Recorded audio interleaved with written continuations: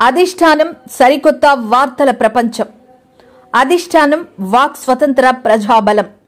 అధిష్టానం టీవీ ముందుగా బులెటిన్ల headlines. Mangalagiri AIIMS లో జరిగిన తొలి స్నాతకోత్సవ కార్యక్రమంలో పాల్గొన్న భారత రాష్ట్రపతి. టీడీపీ కార్యకర్తలకు పార్థసారథి మరోసారి క్షమాపణలు చెప్పిన మంత్రి పార్థసారథి. విజన్ 2047లో పారిశ్రామికవేత్తల ప్రయోజనం తప్ప ప్రజల అభివృద్ధి కనిపించలేదు సిపిఎం. కొత్త పెన్షన్ల మంజూరుకు ప్రభుత్వం చర్యలు తీసుకుంటుంది పెందుర్తి ఎమ్మెల్యే పంచకర్ల. ఆంధ్రప్రదేశ్ సచివాలయంలో ముఖ్యమంత్రి చంద్రబాబు నేతృత్వంలో సిఐడిఏ 43వ సమావేశం. పేదల బియ్యం బొక్కేసిన పేర్ని నానిపై కఠిన చర్యలు తప్పవు మంత్రి కొల్లు రవీంద్ర. వైఎస్ జగన్ హయాంలో పెన్షన్ల పంపిణీ పారదర్శకంగా జరిగాయి మాజీ ఎమ్మెల్యే. మంగళగిరి ఎయిమ్స్ లో జరిగిన తొలి స్నాతకోత్సవ కార్యక్రమానికి భారత రాష్ట్రపతి ద్రౌపది ముర్ము ముఖ్య అతిథిగా హాజరయ్యారు. ఈ సందర్భంగా ముఖ్యమంత్రి నారా చంద్రబాబు నాయుడు రాష్ట్రపతికి శాలువా కప్పి సన్మానించారు. అలాగే తిరుమల శ్రీవారి మెమోంటోను బహుకరించారు. She has shown the way for all of us. I am very happy today. Wonderful place. This Mangalagiri All India Institute has been sanctioned. Then they asked me land. Then at that time we have given this land. If you can see this land, no All India Institute of Medical Science is having this type of land in the country itself, one of the best land.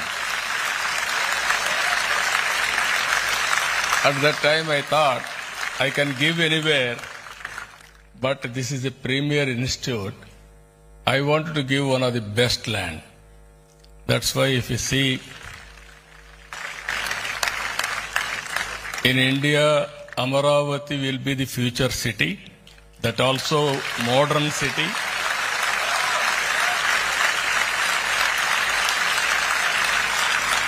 In that city, our Mangalagiri All India Institute of Medical Science will be the #1 in the country forever. It is going to happen. I am very happy. Along with Nadda ji, we laid the foundation 2018. Again Nadda, today also health minister again. 2018 and now it is coincidence. And also today this hospital, 960 beds, 1618 crores they have spent money. Today, first convocation within 9 years' time. We are very happy. One of the most impressive progress. Honorable Prime Minister Narendra Modi ji has dedicated this institution to the nation. So anything here, you are all working latest technologies also. Your director has given very well, linking with IIT. Originally, all medical colleges are studying only MBBS. Today you have to. TDP కార్యకర్తలకు మంత్రి పార్థసారథి మరోసారి క్షమాపణలు చెప్పారు. నూజివీడులో ఆదివారం జరిగిన సర్దార్ గౌత్ లచ్చన్న విగ్రహ ఆవిష్కరణ కార్యక్రమంలో వైసీపీ నేత జోగి రమేష్తో కలిసి పాల్గొనడంపై పార్టీలో తీవ్ర అసంతృప్తి. దీంతో మంత్రి ఇప్పటికే సీఎం చంద్రబాబుకు క్షమాపణ చెప్పారు. తాజాగా మీడియా సమావేశం నిర్వహించి మాట్లాడారు. కార్యక్రమం నిర్వహించే ఆలోచనలో భాగం కానీ పార్టీకి ఎటువంటి ప్రమేయం లేదని చెప్పేసి కూడా సందర్భంగా తెలియజేస్తాం. ఎక్కడ కూడా పార్టీ అధ్యక్షులు లేకపోతే మండల అధ్యక్షులు అటువంటి వాళ్ళు ఎవరు కూడా ఇన్వాల్వ్ కాల. కేవలం గౌడ సంఘీయులు, వాళ్ళు గౌడ అధ్యక్షులు, గౌడ సెక్రటరీస్, గౌడ కోశాధికారులు, గౌడ వైస్ ప్రెసిడెంట్, జిల్లా అధ్యక్షులు, మండల అధ్యక్షులు, నియోజకవర్గ వాళ్ళు మాత్రమే ఈ కార్యక్రమాన్ని డిజైన్ చేసుకుని చేస్తడం జరిగింది. 9వ తారీఖు 8వ తారీఖు నా దగ్గరకు వచ్చి వాళ్ళు డేటు ఫిక్స్ చేశారు. 15వ తారీఖు 14 అనుకుంటున్నామంటే 14 కష్టంలే, 14 వేరే ప్రోగ్రాం ఉంది, 15వ తారీఖు పెట్టండి అని చెప్పేసి నేను చెప్పడం జరిగింది ఉదయం 11 గంటలకి. నాతో డేట్ తీసుకెళ్ళిన తర్వాత నాతో చర్చించిన ఇన్వైటీస్కి సంబంధించి ఈ ఇన్విటేషన్ని నా పిఏకి వాట్సాప్లో పంపించడం జరిగిందని చెప్పేసి మనవి చేస్తా ఉన్నా. నేను ఇది కూడా అడిగాను, ఇది కాకుండా ఇంకేమైనా పంపించారా ఇన్వైటీస్ గురించి అని చెప్పేసి నేను పిఏని అడిగితే ఇంకేం పంపించలేదు సార్. దాని కింద నేను కూడా చెక్ చేశాను, ఎందుకంటే వాస్తవాలు తెలుసుకోవాలి కాబట్టి. కేవలం ఇది ఇన్విటేషను ప్లస్ కింద నూజివీడ్ టౌన్లో గౌడ సంఘం ఆధ్వర్యంలో నిర్మాణం అవుతున్న గౌతు లచ్చన్న గారి కాంస్య విగ్రహావిష్కరణ కార్యక్రమం డిసెంబర్ 15 ఆదివారం ఉదయం 11 గంటలకు సారథి గారు డేట్ ఫిక్స్ చేసి చెప్పారు, కావున షెడ్యూల్లో రాయించగలరని చెప్పేసి మా పిఏ కూడా పెట్టారు. ఇన్విటేషను ఎవరెవరు ఇన్వైటీస్ ఉన్నారని చెప్పేసి. సో తర్వాత వాళ్ళు ఏదైనా ఇన్విటేషన్ కొట్టుండొచ్చు. తర్వాత అందరికీ తెలిసిందే 9 తర్వాత బిజీగా అందరం కూడా బిజీగా ఉన్న కలెక్టర్స్ కాన్ఫరెన్స్ కానివ్వండి, లేకపోతే విజన్ 2047 కార్యక్రమం కానివ్వండి, వీటిల్లో బిజీగా ఉండి వారి ఇన్విటేషన్స్ని పూర్తిగా చదివే ప్రయత్నం కూడా నేను చేయలేదు. ఎందుకంటే నాకు తెలిసింది మెయిన్ వాళ్ళందరూ కూడా మన పార్టీకి సంబంధించిన వాళ్ళు ఉన్నారు, ఒక్కళ్ళే ఉన్నారు. ఇది కూడా అడిగాను, ఏంటి వైఎస్ఆర్సీపీ నాయకురాలని కూడా పిలుస్తున్నారా అని అడిగాను. సార్ వాళ్ళు రారులేండి, ఊరినే కాదు మా చైర్మన్ కదా అని. విజన్ 2047లో పారిశ్రామికవేత్తల ప్రయోజనం తప్ప ప్రజల అభివృద్ధి కనిపించలేదని సిపిఎం జిల్లా కార్యదర్శి అన్నారు. మూతపడిన 3 షుగర్ ఫ్యాక్టరీలను ఆధునీకరిస్తామన్న హామీని ప్రభుత్వం నిలబెట్టుకోవడం లేదని అన్నారు.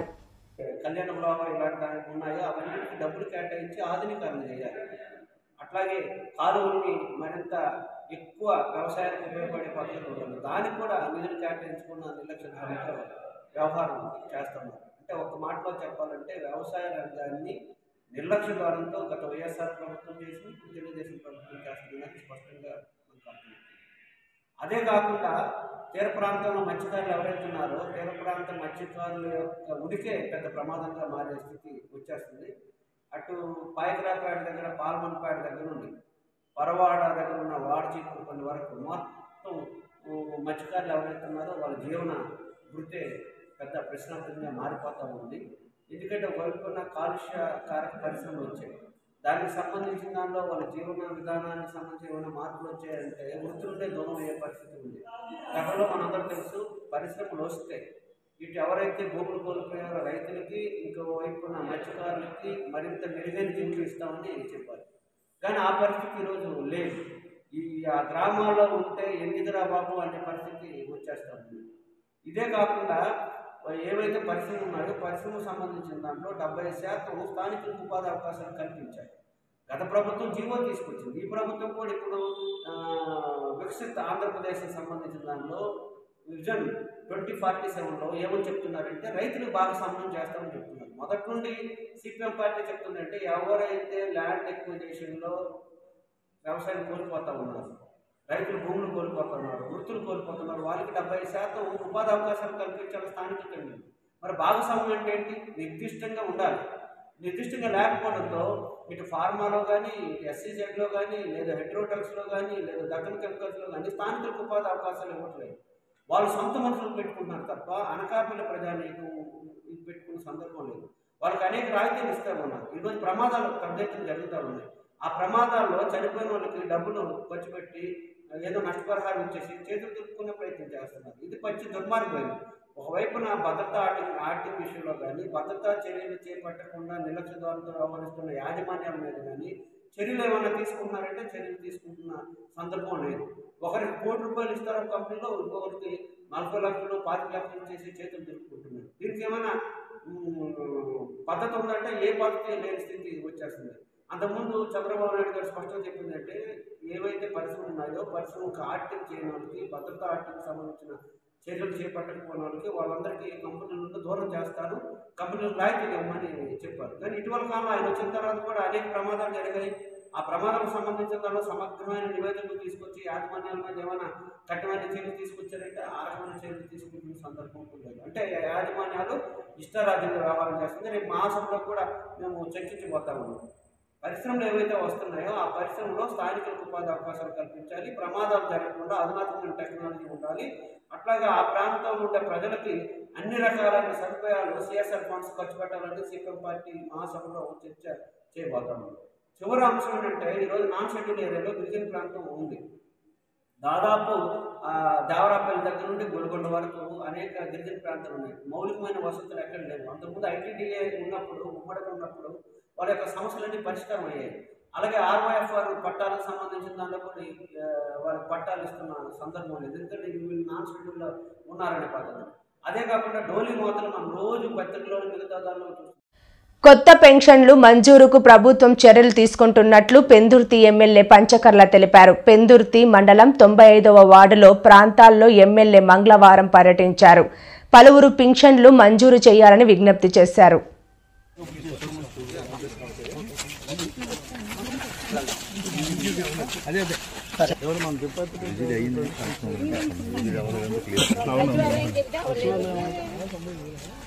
సచివాలయం ఎవరు ఉన్నారు ఇక్కడ? ఈ ఏరియా సచివాలయం అక్కర్లేదు. వీళ్ళు ఆఫీస్కి వస్తారు సచివాలయానికి, పెన్షన్ పెట్టుకుంటారట. అసలు ముందు డీటెయిల్స్ ఎప్పుడు వెళ్ళినా ఇంకా టైం ఉందంటున్నారంటే మనం ఇప్పుడు ఎలాగ ఓపెన్ అవుతుంది కదా అమ్మ, మా వారం 10 రోజుల్లో ఓపెన్ అవుద్ది. సంక్రాంతి నుంచి కొత్త పెన్షన్ల స్కీములు రావాలని చూస్తున్నాం. ఒక వారం తర్వాత ఈ సచివాలయానికి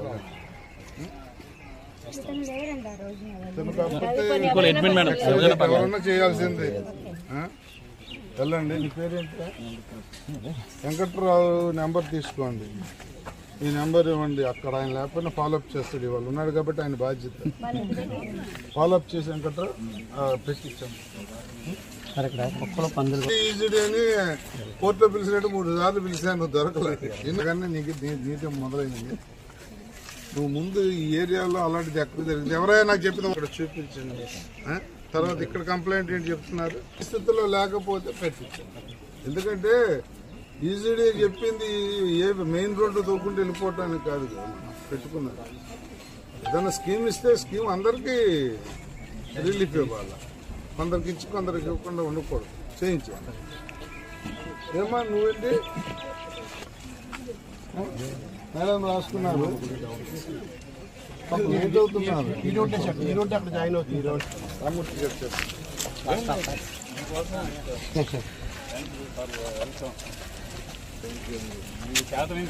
అయ్యో వెళ్ళేవాళ్ళు.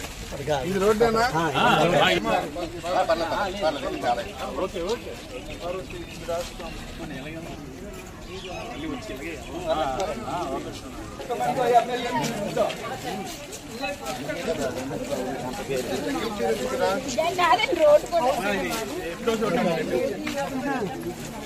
చిన్న రోడ్లే కదా, అన్ని పెట్టేయండి అమ్మా. అదే చెప్పు.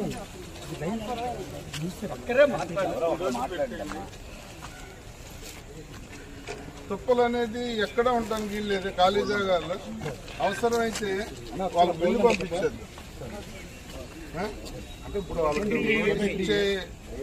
నోటీస్ ఇచ్చేది కూడా లేదు. ఎందుకంటే దేవస్థానం భూములైనా లేదా చేస్తున్నా మన వాళ్ళు అడ్డుకుంటున్నారు.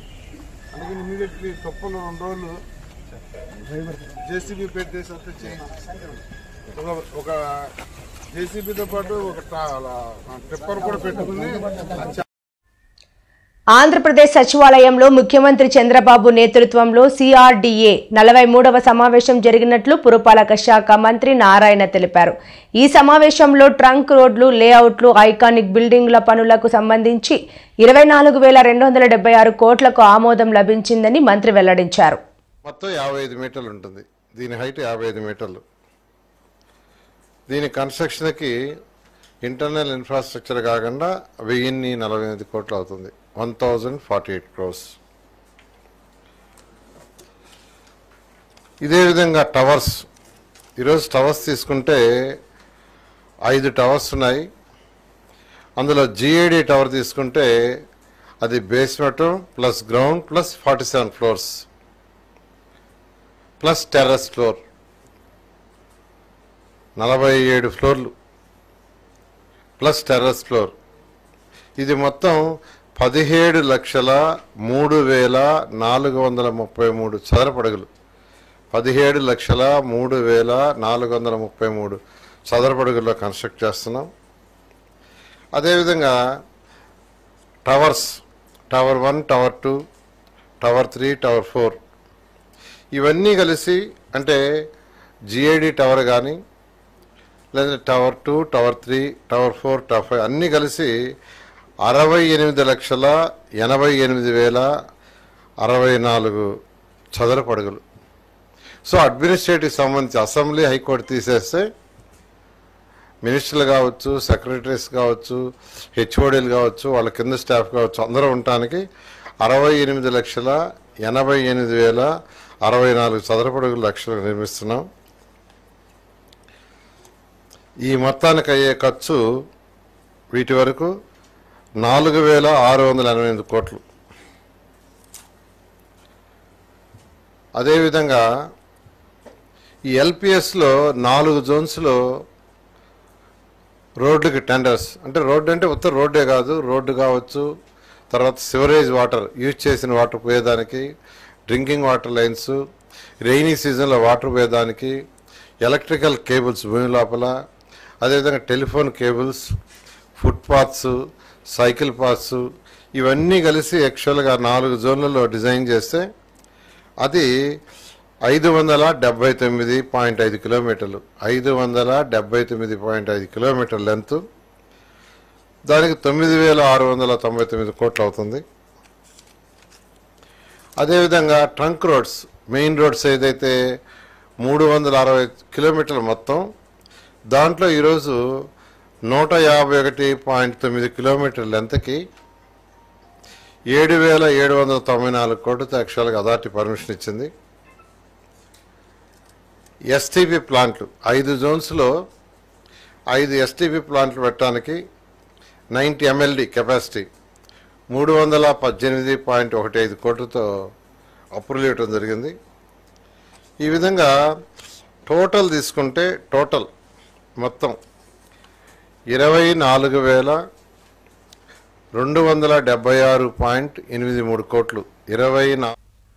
పేదల బియ్యం బొక్కేసిన పేర్ని నానిపై కఠిన చర్యలు తప్పవు అని మంత్రి కొల్లు రవీంద్ర అన్నారు. ఈ మేరకు ఆయన మీడియాతో మాట్లాడారు. క్లియర్గా బుక్ అయిపోయాడు. ఇవాళ ఈ కూటమి ప్రభుత్వం అరాచకాల్ని ఉపేక్షించం, గతంలో చేసినటువంటి మొత్తం అన్ని స్కామ్లు కూడా వెలుగు తీస్తాం. ఈరోజు మీరు చేసినటువంటి మీ తప్పిదాలే మిమ్మల్ని నడి రోడ్డు మీద బట్టలు తీసి నిలబెట్టాయి. ప్రతిదానికి నీతి కబుర్లు చెప్తూ ముందుకు బయలుదేరతాడు. అయ్యా పేరు నాని గారు, ఇవాళ పేద ప్రజలకి చెందాల్సినటువంటి బియ్యాన్ని నువ్వు బొక్కింది వాస్తవమా కాదా? దాదాపు 3,708 బస్తాలు, 187 టన్నులు, దాదాపు 90 లక్షల రూపాయలు ఖరీదు చేసే బియ్యాన్ని లారీలు నీ సొంత గోడౌన్స్ నుంచి పోర్టు ద్వారా రేషన్ బియ్యం స్కాముల్లో ఇది కొంత భాగం మాత్రమే అని మేము అనుకుంటా ఉన్నాం. ఇంకా అసలు స్కాములు మొత్తం కూడా చాలా ఉన్నాయి. అవన్నీ కూడా బయటకు వస్తాయి. ఇవాళ మరి నీతి కబుర్లు చెప్పే పేరు నాని గారు అడ్రస్ లేకుండా కుటుంబం మొత్తం కూడా గ్యాలప్స్ అయిపోయారు. ఏ గోడరికి పారిపోయాడో అడ్రస్ లేకుండా వెళ్ళిపోయి నిన్నొచ్చి మరి లెటర్ ఇస్తారు. ఏమని? బియ్యం పోయింది వాస్తవమే, డబ్బులు కట్టేస్తా అంటే దొంగతనం చేసి దొంగ వెళ్ళి డబ్బులు కడితే దొరైపోతాడా? అయ్యా పేర్నాని గారు, మీరు కూడా మీ సొంత గోడౌన్స్లో దొంగతనం చేసి ప్రభుత్వానికి నేను డబ్బులు కట్టేస్తానంటే నువ్వు సచ్చిరు కాడు. చట్టం ఊరుకోదు. చట్టం మిమ్మల్ని ఖచ్చితంగా ఇవాళ మీ అవినీతి దాహానికి మీ ఆడవాళ్ళని కూడా తీసుకొచ్చి రోడ్డు మీద నిలబెట్టారు కదయ్యా. సిగ్గు అనిపించట్లా మీకు? ఇంత పేదల సొమ్ముని దోచుకోవడానికి మీకు సిగ్గు అనిపించట్లా? ఇవాళ మేమంతా కూడా మొత్తం గోడౌన్స్ కన్స్ట్రక్షన్ దగ్గర నుంచి నీకు రాజకీయమే వ్యాపారం. ఇవాళ నీ గోడౌన్స్ ఎక్కడి నుంచి తెచ్చి కట్టావు? పేదల్ని భయపెట్టి వాళ్ళని బెదిరించి భూములు లాక్కుని పేదలకి స్థలాల్లోంచి మట్టి ఎత్తుకొచ్చి కొన్ని లక్షల ట్రక్కుల మట్టి నింపి దాని మీద అవినీతి గోడౌన్స్ కట్టుకుని అవినీతి గోడౌన్స్లో పెట్టిన బియ్యాన్ని అమ్ముకుని ఇవాళ పేద ప్రజలను మోసం చేసింది వాస్తవమా కాదా? అన్నిటికీ వైఎస్ జగన్ హయాంలో పెన్షన్ల పంపిణీ పారదర్శకంగా జరిగినా మాజీ ఎమ్మెల్యే అన్నారు. 5 ఏళ్ల పాటు ఏ సమస్య లేకుండా వాలంటీర్లు ఇంటింటికెళ్లి పెన్షన్లు అందించారని అన్నారు. ఈ మేరకు ఆయన ఈరోజు మీడియాతో మాట్లాడారు. వారందరికీ కూడా ఈ నిధులు జమ చేయడం జరిగింది. ఇలా ఉన్నటువంటి పరిస్థితుల్లో పండగ రోజని కాదు, ఆదివారం అని కాదు, వర్షం పడినా కూడా ఆ పెన్షన్ల పంపిణీ కార్యక్రమం ఎక్కడ కూడా ఆగినటువంటి పరిస్థితి లేదు. 5:30 కల్లా వారి ఇంటి వద్దకే వెళ్ళి వృద్ధులకి, వికలాంగులకి, వితంతువులకి, రకరకాల వ్యాధులతో బాధపడుతున్నటువంటి వారికి అందరికీ ఇంటి వద్దనే పెన్షన్ ఇచ్చినటువంటి కార్యక్రమాన్ని ఒక సమర్థవంతంగా, ఒక మంచి పరిపాలనకు నిదర్శనంగా గత వైఎస్ఆర్ కాంగ్రెస్ పార్టీ ప్రభుత్వంలో ఇవ్వటం జరిగింది. ఆ ఎన్నికల సందర్భంలో తెలుగుదేశం పార్టీ చంద్రబాబు నాయుడు గారు ఆ విధానాన్ని బ్రేక్ చేసి ఎన్నికల కమిషన్కి కంప్లైంట్ ఇచ్చి వాలంటీర్ని తప్పించి నేరుగా వారి పెన్షనర్లకి స్వయంగా ఇవ్వాలి అని చెప్పిన ఎన్నికల కమిషన్కి కంప్లైంట్ ఇవ్వడం ద్వారా ఆ రోజు వాలంటీర్ని పక్కన పెట్టడం జరిగింది. పక్కన పెట్టి గ్రామ వార్డు సచివాలయాలకు వెళ్ళి పెన్షన్ తీసుకోవాలి అని చెప్పని దాన్ని ఎన్నికల కమిషన్కి ఫిర్యాదు చేయడం ద్వారా దాన్ని మార్పు చేశారు.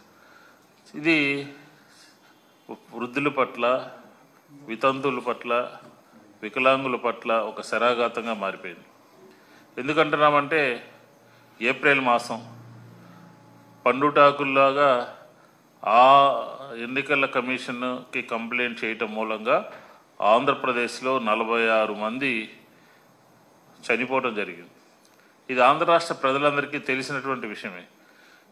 వారికి కనీసం బ్యాంకు ఖాతాల్లో జమ చేయాలన్నా కూడా వారికి సంబంధించినటువంటి ఆధార్లు లింక్ కాకపోవటము, అలాగే వారి అకౌంట్లో ఆపరేషన్ లేకపోవటము, వారికి పెన్షన్లు ఖాతాలో జమ అవ్వక నానా ఇబ్బందులు పడినటువంటి పరిస్థితిని మనం చూసాం. ఇది టీడీపీ పెన్షన్దారుల మీద కక్ష కట్టి అధికారంలోకి వచ్చిన తర్వాత కూడా ఆ విధానమే పెన్షన్దారుల మీద కక్ష కట్టినటువంటి విధానము అధికారం చేపట్టిన, కూటమి చేపట్టిన తర్వాత కూడా కొనసాగుతూ ఉంది. ఏం చెప్పారు? 1000 పెంచి 4000 చేస్తామని చెప్పని ఆ రోజు తెలుగుదేశానికి సంబంధించినటువంటి పెద్ద పెద్ద చోటామోటా నాయకుల దగ్గర నుంచి అందరూ కూడా వెళ్ళి ఫోటోలకి ఫోజులు ఇచ్చి మేమే అసలు ఈ పెన్షన్ని కనుక్కుంది మేమే అన్నట్టుగా బిల్డప్లు ఇచ్చి పెన్షన్లు ఇచ్చినటువంటి పరిస్థితి మొదట్లో చూసాం. హడావుడి చేశారు, అంతా ఇంత హడావుడి కాదు. కానీ తీరా ఈ పెన్షన్దారుల మీద కుట్రలు, కుతంత్రాలు ఒక చేత్తో ఇస్తూ మరో చేత్తో తొలగించేటటువంటి కార్యక్రమానికి చంద్రబాబు నాయుడు గారి ప్రభుత్వము, కూటమి ప్రభుత్వము మొదలుపెట్టిందని చెప్పని ఈ సందర్భంగా తెలియజేస్తాను. ఓ పక్కన 1వ తారీఖు స్వయంగా ముఖ్యమంత్రి వెళ్ళి ఇచ్చేటటువంటి ఇస్తున్నామని చెప్పిన ఒక బిల్డప్ ఇవ్వడము, తర్వాత ఇంకో చేతితోనేమో పెన్షన్లు కట్ చేసేటటువంటి పరిస్థితి. ఇప్పుడు ఈ పెన్షన్లు తగ్గిస్తూ వస్తూ ఉన్నారు. ఎందుకు చెప్తున్నామంటే కూటమి ప్రభుత్వం ఏర్పడిన తర్వాత 3 లక్షల పెన్షన్ని కట్ చేయడం జరిగినది అని చెప్తా ఉన్నాం. ఎందుకంటే ఎన్నికలు జరిగే నాటికి మా ప్రభుత్వం